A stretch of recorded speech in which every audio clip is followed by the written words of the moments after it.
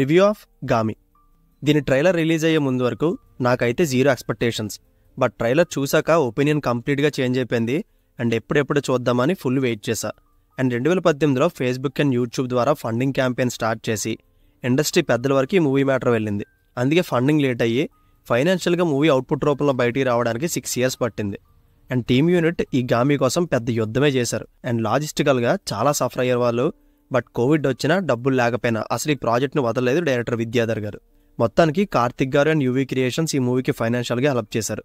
So coming to the point, చాలా తక్కువ టైంలో జస్ట్ ట్రైలర్తో మంచి ఆంటిసిపేషన్ క్రియేట్ చేసుకుని ఈ గామి చూసాక నా ఎక్స్పీరియన్స్ చెప్పాలంటే it's a decent watch.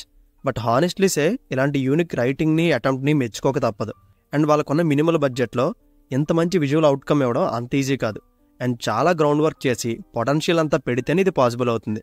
And వాళ్ళ డెడికేషన్కి హ్యాట్స్ ఆఫ్ చెప్పాలి.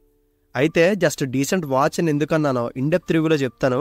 దానికన్నా ముందు ఒకసారి మూవీ ప్రెమైస్ చూస్తే 36 సంవత్సరాలకు ఒకసారి హిమాలయాల్లో దొరికే ఒక మష్రూమ్ టైప్ బ్లాజమ్ కోసం ప్రొటాగనిస్ట్ శంకర్ చేసే ఒక అడ్వెంచరస్ జర్నీయే ఈ గామి ప్లాట్.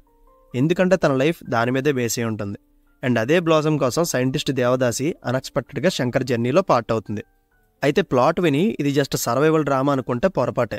ఇది మెయిన్ సోల్ పాయింట్గా కనిపించిన child actor Samad and Harika face చేస్తున్న క్రిటికల్ సర్వైవల్ చుట్టూ ఈ మూవీ రన్ అవుతుంది. అండ్ ఈ ముగ్గురు స్టోరీస్ ఒకదానికొకటి సంబంధం లేకుండా వెళ్తుంటాయి. బట్ ఫైనల్గా తెలుస్తుంది ఒకరికొకరికున్న కనెక్షన్ ఏంటి అనేది. అండ్ ఇక్కడ మేజర్ ప్రాబ్లం వచ్చి ఈ 3 స్టోరీస్ ప్యారలల్గా నాన్ లీనియర్ నెరేటివ్లో చూపెడుతుంటారు. ఇలా ఎవరికి వాళ్ళ స్టోరీస్ సంబంధం లేకుండా చూపించడం వల్ల ఎందుకో చాలాసార్లు డిస్కనెక్ట్ అవ్వాల్సిన పొజిషన్ వచ్చింది.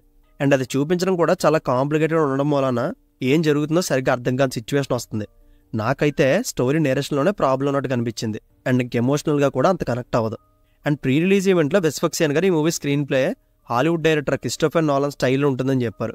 బట్ అక్కడ ఒకటే స్టోరీని నాన్ లీనియర్లో చూపెడుతుంటారు. కానీ ఇక్కడ ఒకటికొకటి ఫుల్ కాంట్రాస్ట్గా ఉండే స్టోరీస్ నాన్ లీనియర్లో చూపించడం ప్రాబ్లంలో అనిపించింది. ఇలా చూపించడం వల్ల ఆడియన్స్ బోర్డమ్ ఫీల్ అయ్యే ఛాన్స్ ఎక్కువ ఉంటుంది. అందులోనూ ఫస్ట్ హాఫ్ మరీ స్లో పేస్లో వెళ్ళడం ఇంకా డిసప్పాయింట్ చేసింది నన్ను. బట్ స్క్రీన్ ప్లే ఇష్యూస్ ఉన్నా కూడా ఈ మూవీ ఒక యూనిక్ అటెంప్ట్ అనొచ్చు. అది నేను చెప్పే కన్నా కూడా చూస్తే మీకే అర్థమవుతుంది. అండ్ టెక్నికల్గా ఎక్కువ మాట్లాడక్కర్లేదు. వాళ్ళకున్న బడ్జెట్కి వాళ్ళు ఇచ్చిన అవుట్పుట్కి సంబంధమే ఉండదు. Cinematography, VFX and background score departments top లెవెల్లో వర్క్ చేశాయి. సెకండ్ హాఫ్లో కొన్ని సీన్స్ అయితే చాలా హై ఇస్తుంది. అండ్ ఇంకా పెర్ఫార్మెన్స్ సైడ్ చైల్డ్ యాక్టర్స్తో పాటు వెస్ఫక్సియన్ గారు ప్రాణం పెట్టి వాళ్ళ బెస్ట్ అవుట్పుట్ ఇవ్వడానికి ఫుల్ ఎఫర్ట్ పెట్టారు. ప్రతి ఒక్క క్యారెక్టర్ చాలా పెయిన్ మోస్తుంటారు. అండ్ ఒక్కొక్కరిది ఒక్కో బాధ. వీరెవరికి ఎక్కువ డైలాగ్స్ లేకపోయినా జస్ట్ ఫేషియల్ ఎక్స్ప్రెషన్స్తోనే నటించేశారు. అండ్ ఫైనల్లీ డైరెక్టర్ విద్యాధర్ గారి ఎఫర్ట్స్కి ప్రైజ్ చేయాలి. నిజంగా hats off to his dedication. ఆ -డిగ్రీ వెదర్లో షూట్ చేయడానికి బిహైండ్ ద కెమెరా వాళ్ళు ఎంత కష్టపడ్డారో మనకి విజువల్గా కనబడుతుంది. అండ్ వాళ్ళ ఎఫర్ట్స్ గురించి అయినా డెఫినెట్గా మూవీ థియేటర్లో ఎక్స్పీరియన్స్ చేయండి. అండ్ బేసిక్ ప్లాట్ తెలుసుకుని వెళ్ళడం మంచిది. కథ మీద ఒక క్లారిటీ ఉంటుంది. అండ్ అడల్ట్ కంటెంట్ అనేది ఉండదు, ఫ్యామిలీతో చూడొచ్చు. అండ్ ఫైనల్గా ఈ మూవీకి నేను ఇస్తున్న rating 2.75 out of 5. So see you in the next video. Take care friends. Thank you.